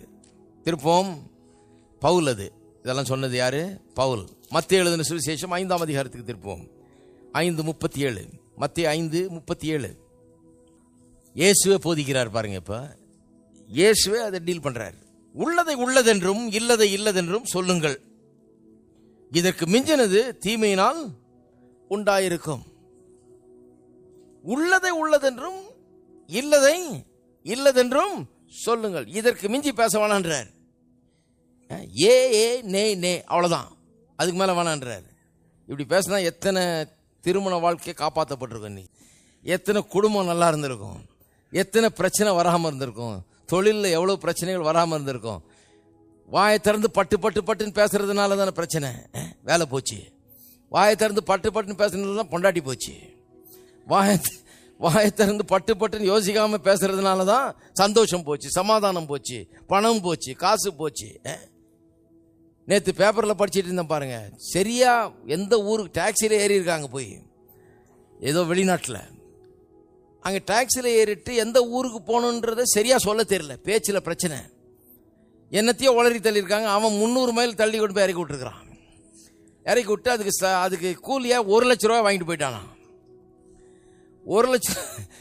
அங்கெல்லாம் அந்த கார்டை கொடுத்தீங்கன்னா அவன் டாக்ஸிலேயே வச்சுருக்கான் பாருங்க, ஒயர்லெஸ் ஸ்வைப்பிங். கார்டு எடுத்து கடனை ஸ்வைப் பண்ணுவான், கையெழுத்து போட வேண்டியது. இப்போ பாஷை தெரியாமல் இவங்க என்னத்தையோ சொல்லி அவங்க கொண்டு போய் 300 மைல் தூரத்தில் இறக்கி விட்டு கார்டை ஸ்வைப் பண்ணி இதான் நீங்கள் கேட்ட இடம் இறங்கிக்கலன்னு சொல்லிட்டு காசை வாங்கிட்டு போயிட்டான். திருப்பி அங்கேருந்து இன்னொரு 1,00,000 கொடுத்து டாக்ஸி எடுத்து போக வேண்டிய இடத்துக்கு வந்திருக்காங்க. ஒரு வார்த்தையில் 2 லட்சம் செலவாயிடுச்சு. நீங்கள்லாம் சிரிக்கிறீங்க, உங்களுக்கே அனுபவிச்சிருப்பீங்க இதெல்லாம். வார்த்தையை விட்டதுனால எவ்வளோ பெரிய செலவு, எவ்வளோ பெரிய நஷ்டம், எவ்வளோ பெரிய இழப்பு எல்லாம் நடந்திருக்கிறது என்பது உங்களுக்கு தெரியும். அதனால தான் சொல்லியிருக்குது, எஸ் எஸ், நோ நோ, அவ்வளோதான். உள்ளதை உள்ளதென்று, இல்லதை இல்லதென்று சொல்லுங்க. இதற்கு மிஞ்சினதெல்லாம் தீமையினால் உண்டாயிருக்கும்னு சொல்றாரு. யாக்கோபுக்கு திருப்போம் பாருங்க, பவுலும் அப்படிதான் போதிக்கிறாரு, இயேசுவும் அப்படிதான் போதிக்கிறாரு. இப்போ யாக்கோபுக்கு திருப்போம். யாக்கோபு 3ஆம் அதிகாரம் சொல்லவே வேண்டியதில்லை, முழுக்க இதுதான். எல்லாத்தையும் வாசிக்கல, நான் சொல்லாததை மட்டும் வாசிக்கிறேன். இன்னைக்கு நிறைய நீதிமொழிகள்லேருந்து வாசிட்டேன், மற்ற இடங்கள்லாம் வாசிட்டேன். இன்னைக்கு இதெல்லாம் சொல்லாததெல்லாம் கவர் பண்ணுறேன். இன்னைக்கு யாக்கோபு 5ஆம் அதிகாரம், 3ஆம் அதிகாரத்தை விட்டுருவோம், அது உங்களுக்கு தெரியும். 5ஆம் அதிகாரம் 12ஆம் வசனம், 5:12. விசேஷமா என் சகோதரரே, வானத்தின் பேரிலாவது பூமியின் பேரிலாவது வேறெந்த ஆணையினாலாவது சத்தியம் பண்ணாதிருங்கள். நீங்கள் ஆக்கினைக்குள்ளாக தீர்க்கப்படாதபடிக்கு உள்ளதை உள்ளதென்றும் இல்லதை இல்லதென்றும் சொல்ல கடவீர்கள். யாக்கோபை பற்றி ஒரு விஷயம் கவனிக்கணும். யாக்கோபு யாரு? இயேசுனுடைய சகோதரர். இவர் இயேசுனுடைய சகோதரராக இருக்கிறதுனால இவர் வீட்டிலேயே கொஞ்சம் கத்திருப்பாருன்னு நினைக்கிறேன், இயேசுகிட்ட இருந்து எப்படி பேசுறதுலாம். அதனால தான் இவருடைய நிருபமே கொஞ்சம் வித்தியாசமா இருக்குது. பவுல் எழுதின நிருபங்கள், பேதுரு எழுதின நிருபங்கள், யோவான் எழுதின நிருபங்கள், இதெல்லாம் வச்சு யாக்கோபு எழுதின நிருபத்தோட கம்பேர் பண்ணி பாருங்க. யாக்கோபு எழுதுறது ரொம்ப பிராக்டிக்கலா இருக்குது. ஏன்னா இயேசுனுடைய பிராக்டிக்கல் லைஃபை பார்த்துட்டாரு. அவர் எப்படி நடைமுறையில் அவர் வாழ்ந்தார், எது முக்கியம், எது ரொம்ப அவசியம் என்கிறத ரொம்ப தீர கண்டுபிடிச்சு பவுல் ஒரு தியோலஜியன் மாதிரி எழுதுறாரு, பெரிய இறையில் வல்லுநர் மாதிரி எழுதுறாரு. நீங்க ரோமர், கலாத்தியெல்லாம் வாசித்து பார்த்தீங்கன்னா, எபேசியெல்லாம் வாசித்து பார்த்தீங்கன்னா அவ்வளோ ஜோரா இருக்கும். அப்படி ரட்சிப்பை குறித்த காரியங்கள், சிலுவையை குறித்த காரியங்கள், பாவத்தை குறித்து, ரட்சிப்பை குறித்து, தேவனுடைய திட்டத்தை குறித்து இதெல்லாம் பிரமாதமா எழுதுறாரு. இவர் ரொம்ப பிராக்டிகலா எழுதுறாரு. இவர் என்ன சொல்றாரு? சொல் தவறாதவன் தான் பூரண புருஷன். கப்பலை பாரு, சின்ன நெருப்பு பெரிய காட்டை கொளுத்துகிறது, கப்பல் சிறிய சுக்கானாத்து, இப்படி ஆரம்பிக்கிறார் பாருங்க. முழுக்க எங்க கத்துக்கிட்டாரு இது? நான் சொல்றேன், இயேசுகிட்ட வீட்டில் கத்துருப்பாருன்னு நினைக்கிறேன். ஹலோ, இயேசுடைய பெரிய ஒரு காரியம் என்னன்னா, அவர் வார்த்தைகளை ரொம்ப அளந்து பேசுறாரு. நான் சொன்னேன் இல்லையா நேத்து, ஒரு விபச்சாரிய வேசித்தனத்தில் அகப்பட்டவளை கையங்களவமா பிடிச்சிட்டு நிறுத்துறாங்க. அவர் அவர்கிட்ட கேட்கறாங்க, மோசே நியாயப்பிரமாணம் சொல்லுது கல்லெறிஞ்சு கொல்லணும்னு, நீர் என்ன பண்ண போறீர்? அவங்களுக்கு என்னன்னா, இவர் நியாயப்பிரமாணத்தெல்லாம் பின்பற்றுறது கிடையாது, பைபிள் படி பண்றது கிடையாதாக்கும், இவரை கரெக்டாக பிடிப்போம் நம்ம அப்படின்னு சொல்லி நிறுத்துறாங்க, மடக்கிறாங்க அவரை. அவர் என்ன பண்ணாரு? கேட்ட உடனே வாயை திறந்து படாருன்னு பதில் சொல்ல. நம்ம எல்லாம் என்ன பண்றோம்? யாராவது ஏதாவது ஒரு கேள்வி கேட்டா மடாருன்னு வாயை திறந்து எதையா ஒன்று சொல்றது நம்ம பதிலுக்கு. அதான் பிரச்சனை. நான் இயேசுகிட்ட ரொம்ப கத்துக்கிட்டேன். நான் கூட அவர் எப்படின்னா, கேள்வி கேட்டா அவர் மறு கேள்வி கேட்கிறாரு. நீ முதல்ல இதை சொல்ல, அப்புறம் நான் உனக்கு அதை சொல்றேன்றாரு. நீ ஒரு கேள்வி கேட்டல, அப்ப நான் ஒன்னும் ஒரு கேள்வி கேட்கிறேன். இது நல்ல அப்ரோச், இது ஞாபகம் வச்சுங்க. நல்லா பதில் சொல்லாம அவாய்ட் பண்றதுக்கு நல்ல இது அது. ஏன்னா பதில் சொன்னா அது சில நேரத்தில் தப்பா போயிடும், சில நேரத்தில் அது நல்லா வராது. 2 கொடுக்கலாமான்னு இருக்குது பதில்லையே. என்னத்துக்கு கொடுப்பானே, அதுக்கு பதிலாக இன்னொரு கேள்வியை கேட்டு அவன் மண்டை குழம்பி போற வரைக்கும் விட்டுற வேண்டியதான் பேசாம. ரொம்ப கஷ்டமான கேள்வின்னு கேட்டுடலாம், மடக்கிடலான்னு வருவாங்க. அவர் சொல்றாரு, நான் ஒரு கேள்வி கேட்குறேன் அப்படின்னு. அவனுக்கு குழம்பி போயிடும் மனசு. ஐயோ, இப்படி கேட்டா அப்படி ஆகிடும், அப்படி கேட்டா அப்படி ஆகிடும், எப்படியும் கேட்க முடியாது, என்ன பண்ணுறதுன்னு பேசாமல் போயிட்டு இருப்பான். கேட்ட உடனே மோசே நியாயப்பிரமாணம் இப்படி சொல்லுது, நீர் என்ன சொல்றீன்னு கேட்ட உடனே அவர் தரையில் எழுதுறாரு. என்ன பண்றாரு? நான் நினைக்கிறேன் யோசிக்கிறாருன்னு. என்ன சொல்லலாம், எப்படி சொல்லலாம் யோசிச்சுட்டு அப்புறம் சொல்றாரு பாருங்க, உங்களில் குற்றமில்லாதவன் இருந்தால் அவன் முதலாவது கல்லறு. ரொம்ப யோசித்து பார்த்து தான் சொல்றாரு, சும்மா சொல்ல. டைம் எடுத்துக்கிட்டாரு கொஞ்சம், தரையில் எழுதுற மாதிரி இப்படியே டைம் எடுத்துக்கிட்டு, என்னடா பதிலே காணுன்னு பார்க்குறாங்க. வெடி மருந்து மாதிரி வருது பதில். ஒவ்வொரு வார்த்தையும் பவர்ஃபுல்லாக இருக்குது. அவனுங்க வாய் அடைக்கப்பட்டு எல்லாம் வெளியே போற அளவுக்கு பதில் சொல்றாரு. ஒரே சென்டென்ஸ்ல முடிச்சிட்டாரு. பல்கெல்லாம் கிடையாது, நிறைய வெத்து கிடையாது, நல்லா வைக்க பொருளெல்லாம் போட்டு கலகல. வார்த்தையில கிறிஸ்பா பேசுறாரு. ஒவ்வொரு வார்த்தையும் வல்லமுள்ளதா பேசுறாரு. உங்களில் குற்றம் இல்லாதவன் அவன் அவன் முதலாவது கல்லறிய கடவன். ஒருத்தனை கலந்துட்டு போயிட்டே இருக்கிறான். ஒருவனும் வாயை திறந்து பேசக்கூடாத அளவுக்கு அவர் சொல்லிட்டாரு. அதுக்கப்புறம் சொல்றாரு, நானும் உன்னை ஆக்கினைக்குள்ளாக தீர்ப்பதில்லை. நீ போ, இனி பாவம் செய்யாத. நான் சொல்றேன், அந்த பெண் அதுக்கப்புறம் போய் பாவமே செஞ்சிருக்க மாட்டான்னு நினைக்கிறேன். ஏன்னா இந்த ஒரு வார்த்தை போதும். அந்த மன்னிக்கிற வார்த்தைகள், அன்பின் வார்த்தைகள். யாருமே மதிக்காத ஒரு பெண்ணை, தெருவில் கூட நிறுத்தின ஒரு பெண்ணை மதிச்சு அவளை போ, இனி பாவம் செய்யாத, நானும் உன்னை ஆக்கிரக்குள்ள தீர்க்கதில்லைன்னு சொன்னாரு. அந்த வார்த்தையே அவளை அந்த கெட்ட பழக்க வழக்கங்கள்ல இருந்து குணமாக்கி இருக்கும். திரும்பி போயிருக்க மாட்டாதுக்கு. எப்படி பாருங்க, நம்முடைய வார்த்தைகள் எவ்வளவு முக்கியம் என்பதை கவனிக்க வேண்டும். இயேசு கிட்ட தான் கத்துக்கிட்டாரு. இயேசு தானே சொன்னாரு, உள்ளதே உள்ளதென்றும். அவர் தானே சொன்னாரு, மலைப்பிரசங்கத்தில் சொன்னாரு. அதே தான் இவர் சொல்றாரு. ஏன்னா அதை கேட்டது மட்டும் இல்லை, இவர் மற்ற சீஷர்லாம் கேட்டிருப்பாங்க. இவர் கூட இருந்து இயேசு உள்ளதை உள்ளதென்றும் இல்லதை இல்லதென்றும் பேசுகிற ஒருவர் என்பதை இவர் நன்றாக அறிந்து வைத்திருந்தார். இருக்கீங்களா? எத்தனை பேர் இருக்கீங்க? இப்படி பண்ணா ரிசல்ட் எப்படி இருக்கும் காண்பிக்கிறேன். ஏசாயா 65. வார்த்தையை சரி பண்ண ஆரம்பித்தால் நம்முடைய வாழ்க்கையின் ரிசல்ட் எப்படி இருக்கும் கொஞ்சம் யோசித்து பார்க்க வேணும். வேதவசனம் திட்டவட்டமாக சொல்லுது. 65, ஏசாயா 65, 22. அவள் கட்டுகிறதும் வேறொருவர் குடியிருக்கிறதும், அவள் நாட்டுகிறதும் வேறொருவர் கனி புசிக்கிறதுமாய் இருப்பதில்லை. ஏனெனில் விருட்சத்தின் நாட்களைப் போல என் ஜனத்தின் நாட்கள் இருக்கும். நான் தெரிந்து கொண்டவர்கள் தங்கள் கைகளின் கிரியைகளை நெடுநாளாய் அனுபவிப்பார்கள். அவர்கள் விருதாவாக உழைப்பதில்லை, அவர்கள் துன்பமுண்டாக பிள்ளைகளை பெறுவதும் இல்லை. அவர்களும் அவர்களோடு கூட அவர்கள் சந்தானமும் கர்த்தராலே ஆசீர்வதிக்கப்பட்ட சந்ததியாய் இருப்பார்கள். அப்பொழுது அவர்கள் கூப்பிடுகிறதற்கு முன்னே நான் மறு உத்தரவு கொடுப்பேன். அவர்கள் பேசும் போதே நான், இந்த 24 வசனம் தான் ரொம்ப கவனிக்கணும். கூப்பிடும் போதே ஆன்சர் பண்ணுவேன்றார், பேசும்போதே கேட்பேன். ரிசல்ட் என்ன? வார்த்தையை கிளீன் அப் பண்ண பிறகு எப்படி ஆயிடுறோம்னா, நம்முடைய ஜெபங்கள்லாம் கூட பயங்கர வல்லமை உள்ளதா மாறிடுது. அதான் இயேசு சொல்றார் மலைப்பிரசங்கத்தில். அதெல்லாம் படிச்சுக்கிட்டு இருக்கிறோம். இப்போ ரொம்ப இன்ட்ரெஸ்டிங் போதனை அது, சபாக்கிழமையில போயிட்டு இருக்குது. இயேசு சொல்றாரு, மற்றவங்களை போல போட்டு அலப்பிக்கிட்டு இருக்காதீங்க, வார்த்தைகளை போட்டுன்றாரு. தேவையில்லை. ஏன்னா அவர் என்ன பண்றாராம், கூப்பிடுறதுக்கு முன்னே அவர் மறு உத்தரவு அளிக்கிறார். எப்படி அது? நான் கேட்கறதுக்கு முன்னாலே அவர் தர்றாரா? நான் அதை உண்மையா நம்புறேன். நான் கேட்கறதுக்கு முன்னாலேயே அவர் தர ஆரம்பிச்சிடுறாரு. ஏன்னு சொன்னா, எனக்கு என்ன தேவைன்றது நான் கேட்ட பிறகு அவருக்கு தெரியறது இல்லை. அவர் கடவுளா இருக்கிறதுனால நான் கேட்கறதுக்கு முன்னாலேயே அது தெரியும். ஏசு என்ன சொன்னார்? நீங்கள் எண்ணத்தை புசிப்போம், எண்ணத்தை குடிப்போம், எண்ணத்தை உடுத்துவோம் என்பது குறித்து கவலைப்படாதீர்கள். இவைகளெல்லாம் அஞ்ஞானிகள் நாடி தேடுகிறார்கள். இவைகளெல்லாம் உங்களுக்கு தேவை என்று உங்கள் பரலோக பிதா அறிந்திருக்கிறார். எத்தனை பேர் நம்புறீங்க அறிந்திருக்கிறாருன்னு? அப்ப நீங்க லிஸ்ட்டை முழுசா வாசித்து முடிச்ச உடனே ஓஹோ அப்படியா அப்படின்னு அவர் கேட்கறது இல்லை. அவர் எல்லாத்தையும் ஏற்கனவே அறிந்திருக்கிறார். அப்ப எதுக்கு நான் கேட்கணும்? எதுக்கு நான் கேட்கணும்னா, என்னுடைய சாங்ஷன் தேவை, என்னுடைய ஆத்தரைசேஷன் தேவை.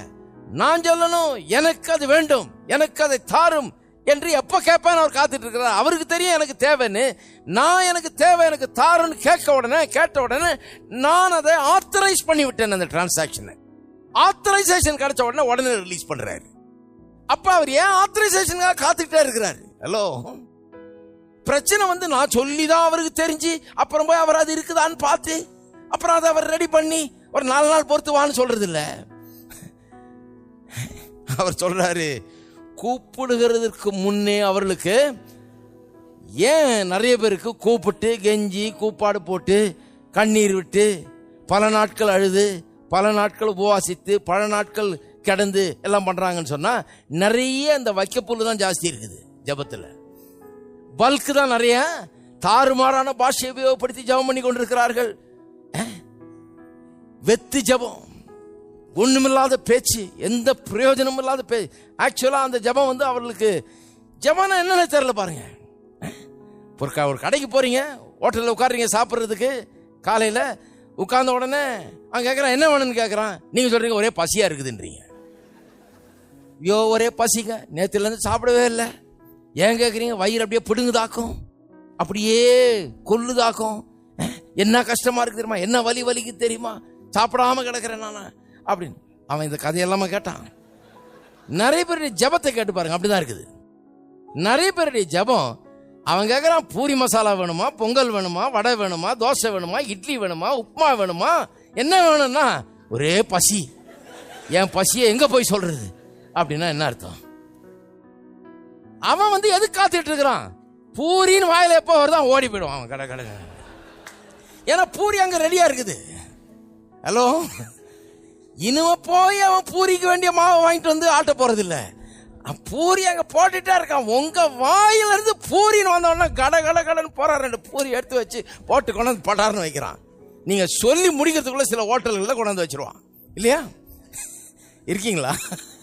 நல்லா விளங்குது பாருங்க. எப்படி உங்களுக்கு எப்படி சொல்றதுன்றது யோசிக்கிறது தான் என் வேலையா இருக்கு. அப்ப ஜெபமும் அப்படிதான். உங்கள் ஜெபத்துக்கு வேண்டிய பதில்கள் எல்லாம் ஏற்கனவே ஆயத்தமா இருக்கிறது. கர்த்தரதை ஏற்கனவே பார்த்துட்டாரு. எல்லாம் தெரியாம இருக்கு. உங்க வாயில இருந்து சாங்ஷன் வரணும். உங்களுக்கு என்ன வேணும்? உங்களுக்கு எப்படி வேணும்? சூடா வேணுமா, காரமா வேணுமா, உப்போட வேணுமா, உப்பு இல்லாம வேணுமா, எப்படி வேணும்? திருப்பி போடணுமா, திருப்பி போடக்கூடாதா, முட்டையை மேல ஊத்தணுமா, உடைச்சு ஊத்தணுமா, என்ன எப்படி போடணும்? ஹலோ, கர்த்தர் சொல்றாரு, பாயிண்ட்டுக்கு வா. கரெக்டா கரெக்டா பாயிண்டடா பேசு. சும்மா போட்டு வைக்கலையும் இதையும் போட்டு நிரப்பினா மாதிரி, குண்டான நிரப்பினா மாதிரி கொண்டாந்து பிரேயரை அவ்வளோ நீள பிரேயரா அவ்வளோ போட்டு கிடந்து படாத பாடுபட்டு அழுது கண்ணீர் விட்டு பெரிய பெரிய வார்த்தைகள்லாம் பேசி கதறி அழுது எல்லாம் பண்ண வேண்டியதில்லை. கர்த்தர் சொல்றாரு, நீ வாயை மட்டும் சரி பண்ண கத்துக்கிட்டீன்னா நான் கூப்பிடுறதுக்கு முன்னே உனக்கு வந்துடும். வாயை நீ திறக்கிறதுக்கு முன்னே உனக்கு வந்துடும். என்ன மாதிரி ரிசல்ட் பாருங்க. இந்த மாதிரி ரிசல்ட் வேணுமா வாழ்க்கையில? எத்தனை பேர் சொல்றீங்க இப்படிதாங்க என் ரிசல்ட் இருக்கணும்னு? என் ஆவிக்குரிய ஜீவியம் இப்படிதான் இருக்கணும். ஜெபம் பண்ணா என் வாயை திறந்தனா அவ்வளவு கரெக்டா இருக்கணும். டபார்னு பதில் வந்துடணும். என் வாயை திறந்து ஜெபத்தை முடிக்கிறதுக்குள்ள எனக்கு பதில் இருக்கணும். அந்த விதத்துல நான் ஃபங்க்ஷன் பண்ண விரும்புகிறேன், அந்த விதத்தில் நான் இயங்க விரும்புகிறேன்னு சொன்னீங்கன்னா நான் சொல்லுகிறேன், இதுதான் அது. வார்த்தையை சரி பண்ணணும். கூப்பிடுறதுக்கு முன்னே நான் மறு உத்தரவு கொடுப்பேன், அவள் பேசும்போதே நான் கேட்பேன். எல்லாம் சொல்லுங்க, கூப்பிடுறதுக்கு முன்னே மறு உத்தரவு கொடுப்பேன், பேசும்போதே கேட்பேன். ஆனால் இதை வச்சு என்ன சொல்லிட்டாங்க சிலர்லாம், என்ன பண்ணுறது, இஷ்டத்துக்கு என்னென்னத்தையோ பேசி ஜெபம் பண்ணுறது, அப்புறம் பதிலே வரலன்னு அதுக்கு ஒரு பிரசங்கம். நோன்றதும் ஒரு பதில் தான். ஆனால் வேதத்தில் நோன்னு ஒரு பதில் வரும்னு சொல்லவே இல்லை. வேதத்தில் என்ன சொல்லியிருக்குது? அவருடைய வாக்குத்தத்தங்கள் எல்லாம் ஆம் என்றும் ஆமேன் என்றும் தான் இருக்குது. அவருடைய வாக்குத்தத்தத்தின்படி கேட்டால் நோவே கிடையாது. நீங்கள் வேற இதையே கேட்டு அப்புறம் நோ வாங்கிட்டு வந்தால் அதுக்கு என்ன பண்ணுறது? அது ஜெபமே கிடையாது. அது ஜெபமே கிடையாது. பரலோகத்தில் அந்த ஜெபம் ரெக்கார்டே ஆகலை. மினிட்ஸில் அது எழுதவே படாது. இப்படி ஒரு ஜெபம் ஒருத்தர் பண்ணாருன்னு எங்கள் ரெக்கார்ட்லேயே இருக்காது.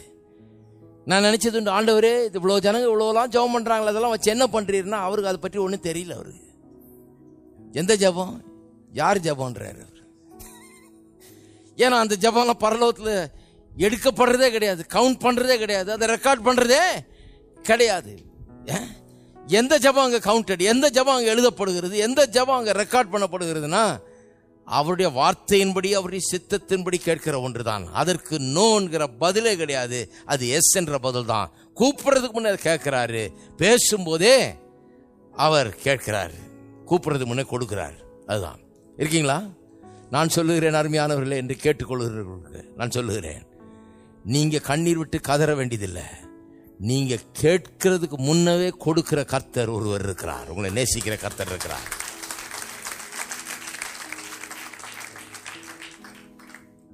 வீடுகளில் உட்காந்து கேட்டுக்கொண்டிருக்கிறது சொல்லுகிறேன், உங்கள் பிரச்சனையில கர்த்தர் அறிவார். உங்களை யாருன்னு அறிவார். எனக்கு தெரியாம இருக்கலாம், நீங்க யாருன்னு ஊர்ல யாருக்கும் தெரியாம இருக்கலாம், முக்கியமில்லாதவர்களா இருக்கலாம். ஆனா கர்த்தர் உங்களை பேர் சொல்லி அழைக்கக்கூடிய அளவுக்கு அறிந்து வைத்திருக்கிறார். கூப்பிடுறதுக்கு முன்னால கொடுப்பார், பேசும்போதே கேட்பார். அப்படிப்பட்ட ஜீவனுள்ள தேவரை உங்களுக்கு நான் அறிவித்துக் கொண்டிருக்கிறேன். அவர் நல்லவர். அப்ப வார்த்தையை சரி பண்ணணும். இதுக்கு ஒன்றரை உதாரணத்தை தரேன் பாருங்க. வார்த்தையை சரி பண்ணணும் பாருங்க. தாவீது கோலியாத்து நிறைய பேசியிருக்கோம், அதனால சும்மா ஞாபகப்படுத்துறேன். தாவீது கோலியாத்து கதையில் பார்த்தீங்கன்னா அவன் சொன்னான்னு தாவீதை பற்றி சொல்கிற வசனம்லாம் வாசித்து பாருங்க. அந்த 17ஆம் அதிகாரத்தில் போயிட்டு 1 சாமுவேல் 17ஆம் அதிகாரத்தில் போயிட்டு அந்த தாவீது கோலியாத்து கதை வருது இல்லையா? தாவீது என்ன சொன்னான்னு பாருங்க. ஒரு தடவை கூட கண்ட மட்டும் அவன் பேசுறதே கிடையாது. கன்சிஸ்டண்டா பேசுறான், ஒரே இதை தான் பேசுறான், அப்படியே பிடிச்சிக்கிறான் பாருங்க. ஏன்னு சொன்னா திருப்புங்க எபிரேயர் 3ஆம் அதிகாரம், எபிரேயர் 3:1. இப்படி இருக்க பரம அழைப்புக்கு பங்குள்ளவர்களாகிய பரிசுத்த சகோதரரே, நாம் அறிக்கை பண்ணுகிற அப்போஸ்தலரும் பிரதான ஆசாரியருமாய் இருக்கிற கிறிஸ்து இயேசுவை கவனித்து பாருங்கள்.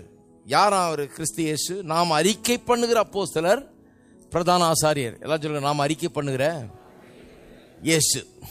4ஆம் அதிகாரம் 14ஆம் வசனம்.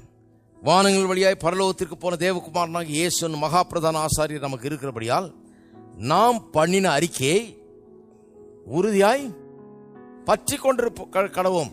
அதாவது இன்னைக்கு ஒன்று பேசுறது, அப்புறம் நாளைக்கு ஒன்று பேசுறது கிடையாது. தாவீது இன்னைக்கு நான் ஒரு கை பார்த்தேன்னு சொல்லிட்டு அடுத்த நாள் ஐயோ நானும் பார்த்தேன், பாவம் ரொம்ப பெரிய ஆளா இருக்கிறான், ரொம்ப டூ மச்சா இருக்குது, எப்படி வரும்னு தெரியல, சொல்ல முடியாது, என்ன நடக்கும்னு தெரியாது அப்படின்னு சொல்லலாம். பாருங்க, கன்சிஸ்டண்டா பேசுறான். உறுதியாய் பற்றி கொண்டிருக்க கடவும். எல்லாம் சொல்லுங்க, உறுதியாய் பற்றி கொண்டிருக்கோம்.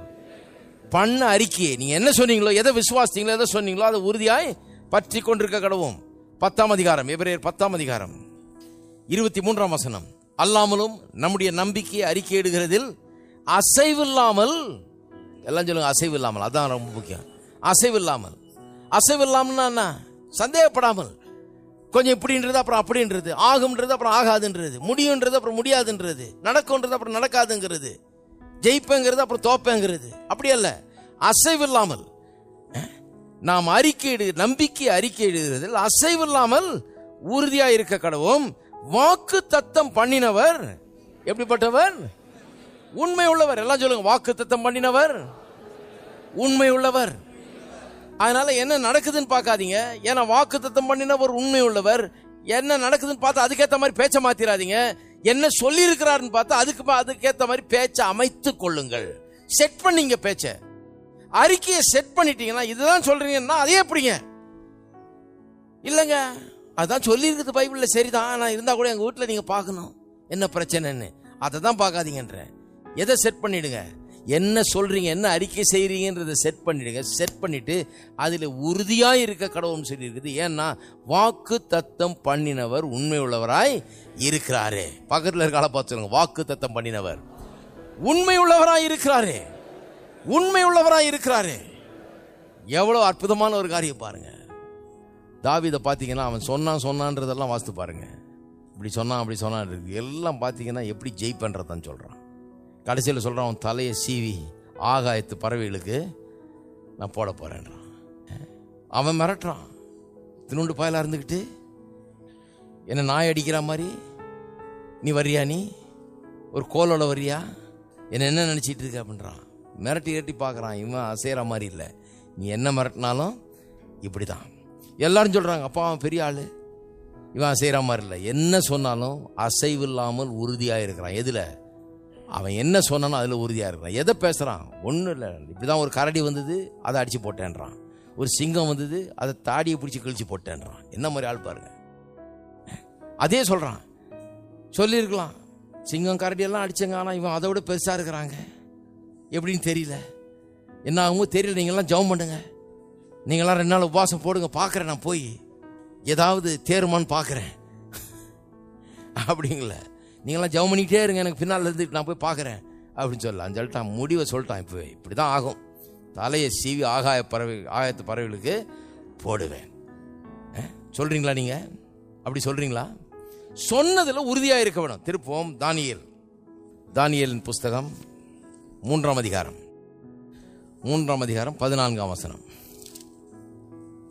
சாத்ராக் மேஷாக் ஆபேத்நேகோ கதை உங்களுக்கு தெரியும். அங்கே நேபுகாத் நேச்சார் என்கிற ராஜா ஒருவன் 60 முழ உயரம் 6 முழ அகலமுள்ள ஒரு பொற்சிலையை பண்ணி வைத்து அங்கே அந்த பூமியில் நிறுத்தி எல்லாரும் அதை வணங்கி கொள்ள வேண்டும் என்று கட்டளையிடுகிறான். இந்த சாத்ராக் மேஷாக் ஆபேத்நேகோ என்கிறவர்கள் அதை வணங்க மறுத்து விட்டார்கள். அதை போய் இன்னொரு ஆள் அங்கே ராஜாவிடத்தில் சொல்லி விடுகிறான். இப்படி ஆட்கள் இருக்கிறாங்க, இந்த எபிரேய மக்கள் மத்தியில் கொஞ்சம் பேர் இப்படி இருக்கிறாங்க, வணங்க மாட்டேங்கிறாங்க.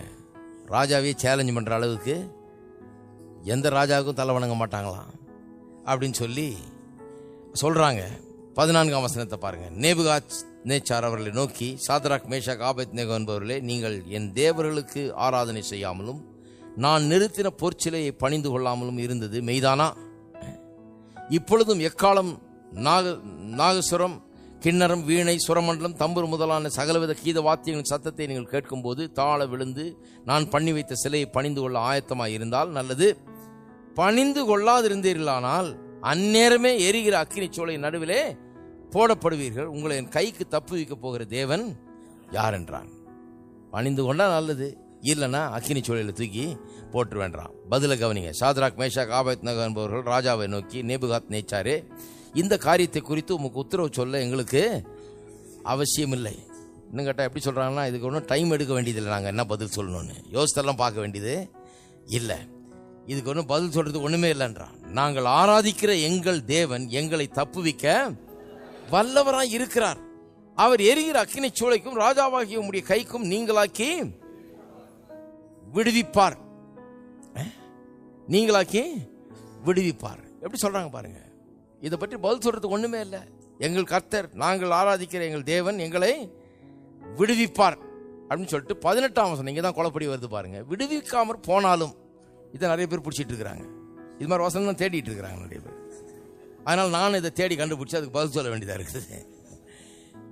விடுவிக்காமற் போனாலும் நிறைய பேருக்கு இது ஒரு பெரிய அவங்களுடைய அறிக்கையா இருக்குது. விடுவிக்காமற் போனாலும், கர்த்தரை கைவிட்டாலும் நான் கர்த்தரை கைவிட மாட்டேன். கர்த்தரை விட இவங்க நல்லவங்க,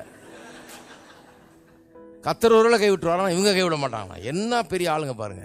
நான் பெரிய யோகியன் கர்த்தரை விட, கர்த்தர் என்ன பெரிய யோகியன், நான் அதை விட பெரிய யோகியர். இவங்க பேசுறது எனக்கு கொஞ்சம் கூட பிடிக்காது பாருங்க. இந்த மாதிரி சொல்றது, தேவாதி தேவன் கர்த்தாதி கர்த்தரை பற்றி பேசுறோம் பாருங்க.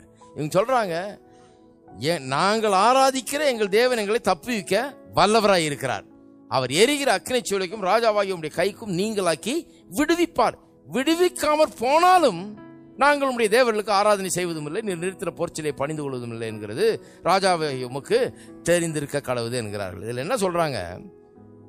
விடுவிப்பார்னு சொன்னாங்க, அப்புறம் பாரியா பேச்ச மாத்திட்டாங்க. அறிக்கையில் உறுதியா இருக்க கடவுள், நீங்க இவங்க ஒன்றும் உறுதியா இல்லை, இருந்தா கூட கர்த்தர் அவங்கள காப்பாத்துறாரு இல்லையா? விடுவிப்பார்னு சொல்றாங்க, அப்புறம் விடுவியாமற் போனாலும் பேசுறாங்க. அப்படி நீங்க பிரசங்கம் பண்றதுக்கு எதுக்கு மாறா இருக்குதுன்னு சொல்றாங்க. அப்படி கிடையாது. நீங்க ஆங்கில பைபிளில் பார்த்தீங்கன்னா இன்னும் கொஞ்சம் நல்லா விளங்கும். அங்கே எப்படி சொல்லியிருக்குதுன்னா, 17ஆம் வசனத்தில் எப்படி சொல்லியிருக்குது?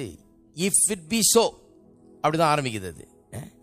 இஃப் இட் பி சோ, அதனால அப்படியானால், அதாவது ராஜா சொல்றாரு தூக்கி எரிகிற சூளையில போடுவோன்றாரு, வணங்கலைன்னா எரிகிற சூளையில போடுவோம். அதுக்கு இவங்க என்ன சொல்றாங்க பதில்? இஃப் இட் பி சோ, அப்படி போட்டால் நாங்கள் ஆராதிக்கிற எங்கள் தேவன் எங்களை காப்பாற்றுவார், விடுவிப்பார் அப்படின்றாங்க. அடுத்த வசனம் 18ஆம் வசனம், இஃப் நாட் அப்படின்னு தான் வருது.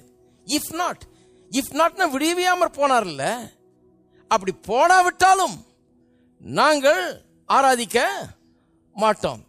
ஏன் போட்டாலும் ஆராதிக்க மாட்டோம், ஏன் விடுவியாமற் போனாலும் ஆராதிக்க மாட்டோம்ன்றது அங்கே பொருந்தாதுன்னு சொல்றேன். விடுவியாமற் போனாலும் என்ன பண்ண போறாரு? இவங்கெல்லாம் எரிகிற அக்கினியில எரிய போறாங்க. அதுக்கப்புறம் ஆராதிக்கிறோமா இல்லையாங்கிற பேச்சுக்கு இடம் இல்லையே, ஆளு காலி. ஹலோ, கர்த்தர் விடுவியாமற் போனாலும் நாங்கள் ஆராதிக்க மாட்டோம்ங்கிறது அர்த்தமே இல்லை. ஏன்னா கர்த்தர் அவங்களை விடுவிக்கலன்னா அவங்க எரிகிற அக்கினியில எரிஞ்சு கரியாகி சாம்பலாகி போயிடுவாங்க. அதுக்கப்புறம் நம்ம ஆராதிக்கிறோமா இல்லையான்னு பேசுறது கிடையாது, பேசி பிரயோஜனம் கிடையாது. விடுவியாமற் போனால் கதை முடிஞ்சது, அவ்வளவுதான். விடுவியாமற் போனாலும் நாங்கள் ஆராதிக்க மாட்டோம் சொல்றது அர்த்தமே கிடையாது. அவங்க என்ன சொல்றாங்க? நீ போடுவீரானால், இஃப் இட் பி சோ, எங்கள் கர்த்தர் விடுவிப்பார். இஃப் நாட், நீ போடவில்லைனாலும் இந்த பூமியில வாழ்ந்தா நாங்க கர்த்தரை தான் ஆராதிப்போம், இதுக்கு முன்னால நாங்க வணங்க மாட்டோம். உறுதியா நிக்கிறாங்க பாருங்க. ஏன்னா 17ஆம் வசனத்துல சொல்றத பாத்தீங்கன்னாலே எப்படி சொல்ல மாட்டான்னு தெரியுது. நாங்கள் ஆராதிக்கிற எங்கள் தேவனாகிய கர்த்தர் எங்களை எரிகிற அக்கினி சூளைக்கும் ராஜாவாகிய உம்முடைய கைக்கும் நீங்களாக்கி விடுவிப்பார், எங்களை தப்புவிக்க வல்லவராய் இருக்கிறார்னு சொல்லிட்டு விடுவியாமற் போனாலும் எப்படி சொல்லுவாங்க? பொருந்தவே மாட்டேந்து பாருங்க. அது ஒரு காரணம். இவ்வளவு சொல்லிட்டு தப்புவிக்க வல்லவராய் இருக்கிறார், தப்புவிப்பார்னு சொல்லிட்டு அப்புறம் விடுவியாமற் போனாலும் சொல்றது வெரி அன்லைக்லி. அப்படி சொல்ல வாய்ப்பு கிடையாது. விடுவியாமற் போனாலும் சொல்லல, அப்படி போடலனா, போட்டீர்னா எங்களை விடுவிப்பார், போடலனாலும் நாங்க வணங்க மாட்டோம். அதாங்க இருக்கீங்களா? அதுதான் அங்கே பொருத்தம். விடுவியாமல் போனாலும் நாங்கள் வணங்க மாட்டோம். விடுவியாமல் போனால் அப்புறம் பேச்சுக்கு இடம் இல்லையே, முடிஞ்சு போச்சு கதை. இருக்கீங்களா? எத்தனை பேருக்கு புரிஞ்சுது? அப்ப எல்லாம் இந்த விசுவாச ஆவியை உடையவர்கள். ஏன்னா வாஸ்தவம் இல்லையா? 2 Corinthians 4:13 நான் விசுவாசித்தேன் ஆகையால் பேசுகிறேன். அதான் அந்த விசுவாசத்தின் ஆவி. இந்த ஆட்கள் எல்லாம் பார்த்தீங்கன்னா ஆபிரகாம் வரைக்கும் எடுத்துங்க, விசுவாசித்தேன் ஆகையால் பேசுகிறேன்ற ஜாதி இவங்கெல்லாம். எதை விசுவாசிக்கிறோம் அதை மட்டும் தான் பேசுறாங்க. எந்த சூழ்நிலையும் பார்க்கறது, சூழ்நிலைக்கு ஏற்ற மாதிரி மாறுறது கிடையாது. ஒன்னு விசுவாசிட்டாங்க, அதை சொல்லிட்டாங்க, அதே தான் சொல்றாங்க. 1000 இடையூறு வந்தாலும், எந்த தடைகள் வந்தாலும், எது எப்படி காட்சி அளித்தாலும், எதை விசுவாசத்தை அறிக்கை பண்ணார்களோ அதுல உறுதியா இருக்கிறார்கள். ஏனென்றால் வாக்குத்தத்தம் பண்ணினவர் வல்லவராய் உண்மை உள்ளவராய் இருக்கிறாரே, அதுதான் உறுதியா இருக்கிறாங்க. பாருங்க, இயேசு எடுத்துக்கொள்ளுங்க. லாசரு இறந்து போனான். லாசரு மரிக்கிறதுக்கு முன்னாடியே அவருக்கு செய்தி வருது, இந்த மாதிரி சோகம் இல்லாமல் இருக்கிறான்னு. அவர் வேணும்னே 2 நாள் டிலே பண்றாரு. டிலே பண்றது மட்டும் இல்லாம இந்த மரணம் யோவான் 11ஆம் அதிகாரம் 4ஆம் வசனம் பாருங்க. இயேசு அவன் வியாதிப்பட்டிருக்கிறான்னு கேள்விப்பட்ட போது, இந்த வியாதி மரணத்துக்கு ஏதுவாயிராமல் தேவனுடைய மகிமை விளங்குவதற்கு ஏதுவாயிருக்கிறது, தேவனுடைய குமாரனும் அதனாலே மகிமைப்படுவார் என்றார். முதலே சொல்லிட்டார், இது மரணத்துக்கு ஏதுவா, இதனுடைய முடிவு மரணம் கிடையாதுன்றார். ஆனா ஆள் செத்துட்டான். இதனுடைய முடிவு மரணம் கிடையாதுன்னு சொல்லிட்டாரு, ஆனா ஆளே இறந்து போனான். அப்புறம் பாருங்க, அவர் 2 நாள் நின்று தங்கி இருக்கிறார் அங்கே. அப்புறம் கிளம்புறாரு. 8ஆம் வசனம் பாருங்க. அதற்கு சீஷர்கள், ரபி, இப்பொழுதுதான் யூதருமை கல்லறியை தேடினார்கள், மறுபடியும் நீர் அவ்விடத்திற்கு போகலாமா என்றார்கள். போலான்றாரு. அவங்க சொல்றாங்க, அங்கதானே கல்லடிக்க பார்த்தாங்க, உண்மை திருப்பி அங்கேயே போலாமா, என்ன இதுன்றாங்க. இவைகளை அவர் சொல்லிய பின்பு 11 அவர்களை நோக்கி, நம்முடைய சிநேகிதனாகிய லாசரு நித்திரை அடைந்திருக்கிறான், நான் அவனை எழுப்ப போகிறேன் என்றார். எப்படி பேசுறாரு பாருங்க. ஏன்னா இந்த சாவு மரணத்துக்கு ஏதுவான சாவு அல்ல, மரணத்துக்கு ஏதுவான இந்த வியாதி மரணத்துக்கு ஏதுவான வியாதி இல்லைன்னு சொல்லிட்டாரு. சொன்ன பிறகு அந்த மரணத்தை அவர் ஏற்றுக்கொள்ளவே மாட்டேங்கிறாரு. அந்த மரணத்தை ஏற்றுக்கொள்ளவே மாட்டேங்கிறாரு. ஆனா ஆயிடுச்சே கிடையாது. அவர் என்ன சொல்றாரு, இது மரணத்துக்கு ஏதுவா இல்லைன்னு சொல்லிட்டேன், இப்ப சொல்றேன் அவனுக்கு என்ன நடந்திருக்குதுன்னா அவன் நித்திரையா இருக்கிறான். நித்திரையா இருக்கிறான்னு அவங்க மிஸ் அண்டர்ஸ்டாண்ட் பண்ணிட்டாங்க சீஷர்கள். அவங்க என்ன நினைச்சிட்டாங்க, ஓஹோ தூங்குறானோ, தூங்குனா பரவாயில்லங்க, விடுங்க, நல்லா இருக்கட்டும், தூங்கட்டும், நம்ம ஏன் போய் கெடுப்பானே அப்படிங்கிற மாதிரி பேசுறாங்க. உடனே அவர் சொல்லுகிறார் 14ஆம் வசனத்தில், அப்பொழுது இயேசு அவர்களை நோக்கி, அதாவது தூங்குறான்னா பேசாம விடுங்க, அவன் நல்லா தானே இருக்கான் அப்படின்னு சீஷர்கள் சொன்னதுக்கு சொல்றாரு. அப்பொழுது இயேசு அவர்களை நோக்கி, லாசரு மரித்து போனான் என்று வெளிப்படையாய் சொல்லி. இந்த ஒரு இடத்துல தான் பாருங்க லாசரு மரித்து போனான்றார். ஏன் சொல்றாருன்னா, ஏதோ தூங்கிட்டு இருந்தவனே எழுப்பிட்டாருன்னு அப்புறம் சொல்லக்கூடாது இல்ல. அதனால உண்மையா செத்து தான் போயிருக்கிறான்னு முதல்ல அவருக்கு சொல்லிட்டு கூட்டு போறாரு. இவர் அந்த சாவை நம்பல. ஆனா அவன் நித்திரையா இருக்கிறான் போயிட்டு கல்லறைக்கு வெளியே நின்று, லாசருவே வெளியே வானோ, நான் வந்துட்டான், ஐயோ அங்க போய் படுத்து கிடந்திருக்கான் போல இருக்கு, வெளியே வந்துட்டான். இவர் தான் சொன்னாரு நித்திரையா இருக்கிறான்னு, சாவலன்னு. அதனால சும்மா தூங்கிட்டு இருந்தவன தான் கூப்பிட்டார் போல இருக்கு. அது வேற கூப்பிடுறாரு வேற. லாசருவே முதல்ல உயிரோட எழுப்பிட்டு அப்புறம் கூப்பிடணும். ஆனா லாசருவே வெளியே வந்தான் கூப்பிடுறாரு, உயிரோட இருக்கிறவனை கூப்பிடுற மாதிரி. அதனால உயிரோட தான் இருந்திருக்காம அவனை தான் சும்மா பேர் சொல்லி கூப்பிட்டாரு, அவன் கல்லறையை விட்டு வெளியே வந்துட்டான் அப்படின்னு நினைச்ச கூடாது இல்லையா? அதனால தான் சொல்றாரு அவன் மரித்து போனான். ஏன் சொல்றாரு? அவங்க பெனிஃபிட்டுக்காக சொல்றாரு. அவர்களுக்கு தெரியும் இவர் தேவகுமாரன், இவர் வந்திருக்கிறாரு, இவர் கிரியைகளை நடப்பிக்கிறார் அவர்கள் புரிந்து கொள்ள வேண்டும் என்று அவர்களுக்கு வழங்கும்படியாக அவர் சொல்றாரு. ஆமா, செத்தே போயிருக்கிறான், செத்தவனை தான் இப்ப எழுப்ப போறேன்றாரு. எழுப்ப போறேன்னு சொல்லிட்டு கல்லறை வெளியே நின்று சொல்றாரு, லாசருவை வெளியே வாங்குறாரு. உயிரோடு இருக்கவனை கூப்பிடுறது போல கூப்பிடுகிறார். ஏனென்றால் அவருடைய மைண்ட்ல அவர் அவனை எப்படி பார்க்கிறார், வாழுகிறவனாக காண்கிறார். அந்த பதில் அங்க இருக்கிறதா காண்கிறார். நாம அப்படிதான் சுகம் அங்க இருக்கிறதா காண வேண்டும். நம்முடைய பொருளாதார தேவைக்கு வேண்டிய எல்லாம் அங்க இருக்கிறதா காண வேண்டும். இருக்கிறதா கண்டு கூப்பிடுறாரு. இருக்கிறதா கூப்பிட முடியும். உங்க மனைவி வீட்டுல இருந்து வெளியே போயிட்டாங்கன்னா கூப்பிட்டு இருப்பீங்களா? இருந்தா தான் கூப்பிடு, இருந்தா தானே வருவாங்க. அப்ப நான் இல்லாதவைகளை இருக்கிற தேவனை இருக்கிறதை போல் அழைக்கிற தேவன் அவர். அவருடைய விசுவாசம் எனக்கு இருக்குது. அப்ப நான் என்ன பண்றேன், இல்லாதவைகளை இருக்கிறவை போல அழைக்கிறேன். இல்லாதவைகள் சொன்னா இல்லாதவைகள் அல்ல, இந்த உலகத்தில் இப்பொழுது எனக்கு இல்லாதவைகள், ஆனால் ஆவிக்குரிய ரீதியிலே இப்பொழுது இருந்து கொண்டிருக்கிறவைகள். சுகம் என்னுடையது, அதை எனக்காக இயேசு சம்பாதித்து வைத்திருக்கிறார். பொருளாதார செழிப்பு என்னுடையது, அது எனக்காக இயேசு சம்பாதித்து வைத்திருக்கிறார். இப்போ ஒருவேளை எனக்கு காசு இல்லாம இருக்கலாம், ஆனால் செழிப்பு என்னுடையது, அதை அவர் சம்பாதித்து வைத்து விட்டார். அந்த இருக்கிற செழிப்பை தான் நான் கூப்பிட்டு கொண்டிருக்கிறேன். இல்லாததுனா இந்த உலகத்துல எனக்கு இப்ப இல்லாத ஆவிக்குரிய விதத்துல இருக்கிறத, அதுக்கு வசனம் எங்கன்னு கேட்கலாம். சொல்லுகிறேன், என் தேவன் உங்கள் குறைவுகள் எல்லாம் தம்முடைய மகிமையின் ஐஸ்வர்யத்தின்படி நிறைவாக்குவார். அப்ப அந்த மகிமையில அவருக்கு ஒரு பெரிய ஐஸ்வர்யம் இருக்கிறது. இந்த ஆவிக்குரிய உலகத்திலே ஒரு பெரிய ஐஸ்வர்யம் எனக்காக வைக்கப்பட்டிருக்கிறது.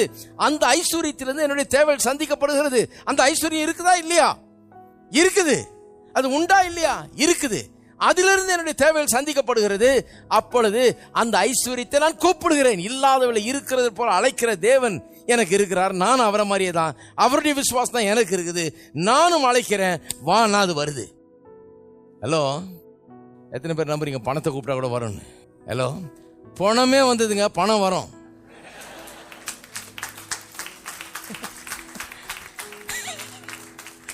எப்படி விளங்குது பாத்தீங்களா? கூப்பிட்டா வரும். ஐயோ செத்து கிடக்கிறானே, நாரி போயிருக்கு பண்றாங்க. ஐயோ தரமட்டம் வந்துட்டாங்க, ஒண்ணு இல்லைங்க, எல்லாம் போச்சு, எல்லாம் இழந்தாச்சு, கடல்ல சிக்கி ஒண்ணு இல்லாம போயாச்சு. பணமே வந்தது. சொல்லி கூப்பிட்ட உடனே பணமும் வரும். நான் நம்புகிறேன். நீங்க நம்புறீங்களா? வரும். இருக்கீங்களா? டைம் ஆயிடுச்சு, எந்திரிப்போம். எத்தனை பேர் சொல்லுங்க நல்லா விளங்கிருச்சுங்க? அடுத்த தடவை ஞாபகம் வச்சுக்கோங்க, பணம் வேணுன்றப்ப அந்த ஐஸ்வர்யத்தில் பணம் இருக்குது, அங்க அக்கௌண்ட்ல இருக்குது, நிறைய இருக்குது. பெரிய ஐஸ்வர்யத்தின்படி தம்முடைய தேவையில நிறைவாக்க. நான் பார்க்கக்கூடிய இந்த பேங்க்ல இல்லை இல்லையா? ஆனா அந்த பேங்க்ல நான் பார்க்காத ஒரு ஆவிக்குரிய உலகத்தில் அந்த பேங்க்ல ஐஸ்வர்யம் இருக்கிறது இல்லையா? கூப்பிட்டா வரும். ஆனா அங்க இருக்குதுன்னு நான் முதல்ல நம்பணும். நம்பினாதான் கூப்பிட முடியும். எத்தனை பேர் கூப்பிட போறீங்க? வான்னு சொன்னா அது வரும். சுகமும் அப்படிதான் வரும். செத்தவனே எந்திரிச்சு வச்சான்னா வியாதியா இருக்கிறவன் ஏன் சுகமாக முடியாது? இருக்கீங்களா? முடியும். ஏனென்றால் ஐஸ்வர்யம் எப்படி வைக்கப்பட்டிருக்கிறதோ அது போலவே சுகமும் வைக்கப்பட்டிருக்கிறது. வரும். பக்கத்தில் இருக்க ஆளை பார்த்து சொல்லுங்க, வரும். கூப்பிட்டா வரும். எல்லாரும் கரங்களை உயர்த்தி கர்த்தரை ஸ்தோத்திரிப்போம். ஹல்லேலூயா. ஸ்தோத்திரம், ஸ்தோத்திரம் கர்த்தாவே. பிதாவே, உம்மை துதிக்கிறோம், உம்மை ஸ்தோத்திரிக்கிறோம். இந்த காலை வேளையிலே உம்முடைய மகத்தான அன்பை நாங்கள் எண்ணி பார்க்கிறோம். நாவிலே வல்லமையுள்ளவர்களை உண்டாக்கி இருக்கிறீர். ஜீவனும் மரணமும் நாவின் அதிகாரத்தில் இருக்கிறது என்று எழுதி இருக்கிறது. மெய்யாகவே அதை உணர்ந்து கொள்ள ஒவ்வொருவருக்கு உதவி செய்வீராக. இதை இன்றைக்கு பார்த்து கொண்டிருக்கிறவர்கள் கூட தாங்கள் எப்படி உண்டாக்கப்பட்டிருக்கிறார்கள், மலையை பார்த்து பெயர்ந்து சமுத்திரத்தில் தள்ளுண்டு போன்று சொன்னால் கூட அது அப்படி ஆகும் என்று சொல்லப்பட்டிருக்கிறது. அப்படிப்பட்ட மனிதர்களாய் உண்டாக்கப்பட்டிருக்கிறார்கள் என்பதை அறிந்து கொள்ளட்டும். அவர்கள் சொன்னால் சொன்னபடி ஆகும் என்பதை அவர்கள் புரிந்து கொள்ளட்டும். அவருடைய வாழ்க்கை செல்லுகிற திசை அவர்கள் திருப்ப முடியும். நாவினால் அதை செய்ய முடியும், வார்த்தையினால் அதை செய்ய முடியும் என்பதை அவர்கள் அறிந்து கொள்ளட்டும், புரிந்து கொள்ளட்டும். இந்த வெளிப்பாடு வெற்றியையும் விடுதலையும் ஆசீர்வாதத்தையும் சமாதானத்தையும் சுகத்தையும் பலத்தையும் ஆரோக்கியத்தையும் சகல நன்மைகளாலும் அவர்களை நிரப்பட்டும். இயேசுவின் நாமத்திலே ஜெபிக்கிறோம். நம்முடைய கர்த்தராகிய இயேசு கிறிஸ்துவின் கிருபையும் பிதாவாகிய தேவனுடைய அன்பும் பரிசுத்த ஆவியானவருடைய ஐக்கியமும் நம் அனைவரோடும் இன்றைக்கும் என்றைக்கும் இருப்பதாக. ஆமென்.